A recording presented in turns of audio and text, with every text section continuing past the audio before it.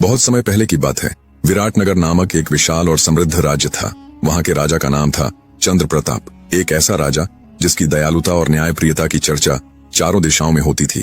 राजा मन से करुणामयी थे और अपनी प्रजा को अपने बच्चों की तरह मानते थे। उनके दरबार में मंत्री शीशपाल सबसे प्रिय और विश्वसनीय थे। शीशपाल साहसी और बुद्धिमान थे और राजा जहां भी जाते उन्हें अपने साथ रखते। दोनों की जोड़ी हर समय साथ दिखती, मानो छाया और शरीर का संबंध हो। राजा चंद्र प्रताप की एक अनोखी आदत थी।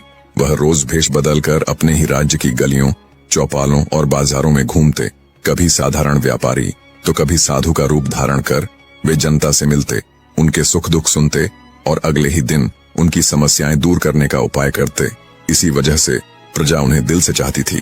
यही कारण था कि उनके यश और कीर्ति की गूंज दूर देशों तक फैली थी। उनके शासन में न तो चोरी होती थी, न डकैती, न ही जनता पर अत्याचार। हर ओर शांति थी। लोग निडर होकर चैन की नींद सोते थे। लेकिन किस्मत को कुछ और ही मंजूर था। एक सुबह जब राजा दरबार में बैठे थे, तभी उनके दूत ने आकर सूचना दी, महाराज, कुछ डाकू भोले भाले किसानों के पशु और अनाज लूट रहे हैं। ये सुनते ही राजा का खून खौल उठा। उन्होंने तुरंत मंत्री शीशपाल और कुछ सैनिकों को लेकर वहां पहुंचने का निश्चय किया।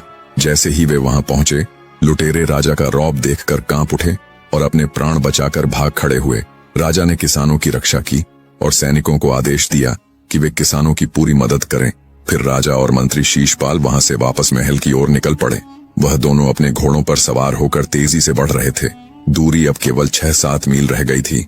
घोड़ों की टापें धूल उड़ाती हुई आगे बढ़ रही थीं कि अचानक दोनों घोड़े रुक गए। उन्होंने जोर जोर से हिनहिनाना शुरू कर दिया। उनके पैर जमीन पर इस कदर पटक रहे थे मानो कोई अनिष्ट आने वाला हो। राजा और मंत्री घबराकर चारों ओर देखने लगे कि अचानक सामने का दृश्य देखकर उनके कदम थम गए। मार्ग के बीचों बीच एक विशाल नाग पड़ा था। उसका शरीर बिल्कुल निष्प्राण था। उसकी आंखें स्थिर थीं और कुछ ही दूरी पर एक चमचमाती दिव्य नागमणि जमीन पर पड़ी थी, जिसकी रोशनी पूरे वनपट को आलोकित कर रही थी। राजा की आंखों में करुणा छलक आई। उन्होंने गहरी सांस लेते हुए कहा, अरे, यह तो नागलोक का दिव्य नाग है। इसकी यह दुर्दशा किसने की होगी? मंत्री शीशपाल ने शोक भरे स्वर में कहा, हाँ महाराज, हमारे राज्य की धरती पर आज तक ऐसा पाप नहीं हुआ था, लेकिन आज हो चुका है। राजा कुछ पल मौन रहे, फिर चिंतित होकर बोले, अब क्या करें शीशपाल?